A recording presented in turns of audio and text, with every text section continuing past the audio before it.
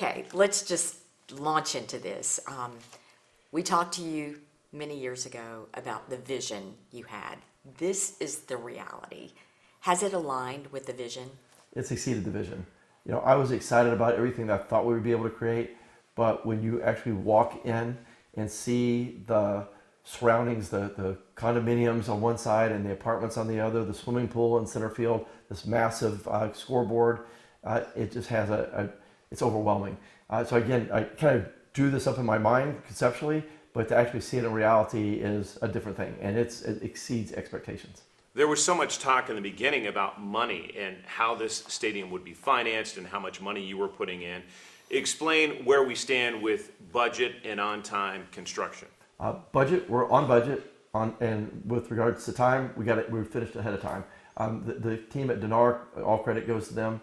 They finished 2 months ahead of when they were expected to finish. So that's given us extra time to get all the other details around the stadium finished and prepared. And it turns out there are a lot of details to finish after you finish the construction. You are a metrics kind of person. You want to measure success. How do you measure the success of this multi-use stadium in the next 6 months, the next year, and the next 5 years? Some are easy to measure, some will be less easy to measure. Easy things to measure, season ticket sales. We're up like 600% since last year at Kodak. Sponsorships are up like 500% since last year. Regular ticket sales are dramatically up. So we're excited about all those metrics. One of the other metrics that we will be measuring, and we don't have numbers on yet, but our model is the Fort Wayne baseball team that we got to visit a couple of times. They have over 700 events a year. So I'm frustrated sometimes, not all, but sometimes somebody will say, well, this is only like 70 nights a year. What's going to happen there the rest of the year? We're going to have activities year round. An example, the folks in Fort Wayne have a light show in their stadium at Christmas time. From Thanksgiving to New Year's last year, they had 98,000 people. Imagine 98,000 people coming downtown over a 5-week period. It'll be one of the biggest events ever. That's not even something people are talking about yet. So our goal, another metric will be just year-round activities, which will be measured in economic impact. I guess a third economic, or another way to measure success will be just the economic impact we have in the surrounding area. The condominiums, the apartments, and the stadium equal roughly about a $350 million investment. I just know off the top of my head 5 other people that are looking to invest that might total another $500 million. And if that happens over the next 3 years, we're going to be close to $1 billion in investment in this area. And that's just the things I know about. And just to follow up on that, to put that in perspective, it seems like I'm not a math person, I'm a journalist, but that's like investing $1 and then you're seeing 10 back. Is that? Yeah, I think that would be exactly right. Yeah, the return on investment that to be determined, but it would be way north of 5 or 10 times what we've invested in the stadium, in the project. I think that I mentioned there's other intangibles. One of the things we've talked about this a lot that we hope that this stadium does is bring our communities closer together. And I think baseball is somewhat unique in that you bring people from all walks of life, from all parts of the community together to share an experience. And I think in this world where we're all so divided, we need more things that pull us together. And again, it's going to be hard to measure, but if this can be a gathering place for our community, that will be probably the most significant impact it'll have. And here's a softball question for you at a baseball stadium and beyond. But for Randy Boyd, why baseball? What is it about baseball? You talk about bringing a community together, but you personally have been invested in baseball beyond just the Smokies. Your reach goes far and wide throughout the region. Well, we talked earlier, it's the one sport that I really, probably all the sports that I'm bad at, this one I'm the worst at. And there's a lot of those that I'm bad at, but this one I was worst at. So I've always kind of been amazed at people that can play baseball. So there's that. But also, in my early career, I traveled all over the country, and a lot of times, unlike now, I'd have free nights. And I'd be in Boston or New York or Chicago or someplace where there's a major league team. I could go to watch a baseball game by myself. And I just kind of fell in love with the ambiance of the stadium and what it represented. If you go to PNC Park in Pittsburgh, for example, it's kind of a melting pot of the community, and they have knishes and Piamenti Brothers sandwiches, and so all the foods and tastes and smells all are represented in this ecosystem, which is I call a baseball park. So I always thought, wouldn't it be great to be able to create my own baseball park? I managed to make 45 major league parks, and so I've kind of been a connoisseur of baseball parks. unfortunately for me, and there was a dream at one time of owning a Major League Baseball team, but I've done the math. When I was 21 years old and broke, you could buy a team for like $200 million. So I was only $200 million apart. Today I've done fairly well, but now I'm probably like $3 billion away. So I haven't gotten closer to my dream. I've gotten further away. I should have bet it all then, even though I couldn't have. But so minor league baseball, I think there's something pure about it too. It's a different feel. And the other thing that's really interesting about baseball that I love, and we talked about this already about the sense of community, but there's studies that show at like football games and baseball games, they video the spectators, and 90% of the time they're looking straight ahead at the action. If you video fans at a baseball stadium, 50% of the time they're looking side to side, talking with their friends and neighbors. And so that's the kind of experience that people have at a baseball game, which is something that I appreciate and love. Building on that, the experience, what will be unique about this place for the fan experience? Well, there's a lot of things. So one of the things we wanted to do is create something like Wrigley Stadium, and this is sacrilegious, I'm just going to say it though, but it might be better. Now, people all across the baseball world will hate me for having said that, but here's why I think that. So we tried to model after Wrigley and failed because they had rooftops on top of buildings. It turns out that it's really expensive to put a set of bleachers on top of a building. You had to have all kinds of additional infrastructure. But in their case, the buildings are on the other side of the street, which means that the views are really not that good.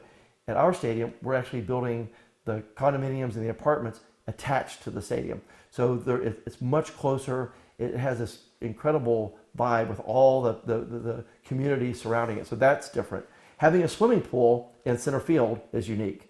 We also, and my wife and I disagree, we have a river that runs through it. Now every time I say that, she'll point out, no, it's a creek. But I'm going to go with the river. But there's a river that runs through it. I think we're the only baseball stadium that actually has a body of water running through it with a bridge, and so the concourse actually goes around the river. That's unique. One of the things, kind of a small detail, but it's important, our 9-story condominium complex blocks the sun in the afternoon games, so everybody's in the shade. Many times you go to a game and we're trying to find, okay, what seat is going to be in the shade so we're not roasting. Everybody's going to be in the shade, so that's cool. And then maybe, I would say lastly, but one last thing. All around the outside of the stadium are retail establishments. There'll be all kinds of restaurants and bars and coffee shops and a whole community. And there'll be a public square that's bigger than Market Square with water fountain or splash pads and all the other fun things for kids and families to do. So it's going to be a complete experience. We know the stadium seats about 7,000. How many people would likely live around it if every condo is sold? Oh, well, just what we've already got, or we're building, is 47 condos, 233 apartments. But I can think of, again, 5 developers bidding for 2 or 3 different lots, depending on how they're developed. That could be another 800 to 1,000 keys or apartments. So, and then actually I know another guy that on the other side of James White Parkway, which would be another 120. And that's just people that I have conversations with. But all the land in the area is being bought up by people that are wanting to develop it. So it's hard to know, but it'll be a lot. So we may see as many people living around the stadium as we might see at a packed house game. Oh yes, yeah, absolutely. Yeah, if just all the people that live within a 3-block range come to radius come to every game, will be sold out every game. We're bringing people into a neighborhood, into a community that has a rich history, and it was important to you and to those who developed this to recognize that and to include that. Were you successful in doing that? I believe we have. I mean, there's always more that you can do, and there's more that we want to do. But I think we've got a really great start. We've been working with Renee Kessler at the Beck Cultural Center, and she, if you don't know her, she's passionate and she's brilliant and our expert on everything this community and helping us making sure that things that we do try to represent are authentic. We'll be having an unveiling on a certain date. I don't know that it's known yet, but there will be an unveiling of some bronze statues that will represent heroes of the East Knoxville community, baseball leaders and community leaders. And this is something else I have to fact check, but I'll say for now, and somebody can prove me wrong, that we're going to have more bronze statues around our stadium than any other baseball park in America. We'll have a lot. And those are going to represent our history. Inside the stadium, there's going to be representations of some of our history. In the store, we're going to be selling Knoxville Giants memorabilia, jerseys, and other things. Knoxville Giants was the Negro League team from the 1920s, which actually one of the teams went to the World Series at one time. So we're trying to incorporate as much of the community in the stadium as possible. One of the big conversations pre-stadium is parking. Let's talk about that. Yeah. What's your message to people who are curious or concerned about parking and getting to the stadium? And there's close to 7,000 parking spots within a half a mile, about half that within a quarter of a mile. There's plenty of parking. We're just not going to be able to pull up next to the door. So this isn't Walmart. You can't park right to the front door. But I think from a development point of view, you don't want that. I mean, the idea is for people to walk to the stadium, to walk by restaurants and other establishments, and experience more of the city, and hopefully spend more money in the city. And one of the problems that we have in Kodak is that people drive in, they park, they go to the stadium, they come back out to their car and they leave, and they never really make any kind of other impact on the community. In this case, we want them to do that. Talk about just opening day. We're 2 weeks away, less than 2 weeks away now. What are you feeling in the lead up to this? Well, I'm excited about opening day. So if things go as planned, this is the part that I'm the most nervous about. My 4-year-old and 7-year-old granddaughters are going to be saying, play ball. And we've been practicing it for like months. And I'm a little anxious that when we put the microphone in front of them, they will freeze up and we'll have to call the game because nobody's willing to say play ball.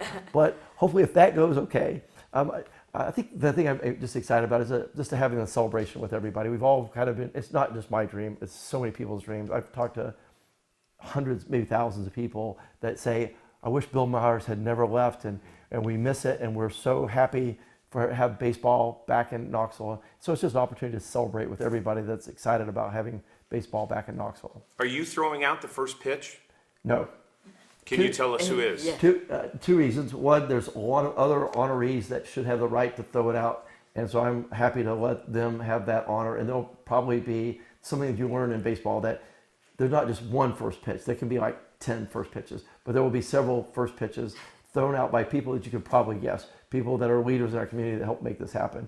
And then the second reason is every time I've tried to do it, I usually am embarrassed by the attempt, and I don't have enough time to practice between now and then, so I'm gonna nobly pass on that honor to others.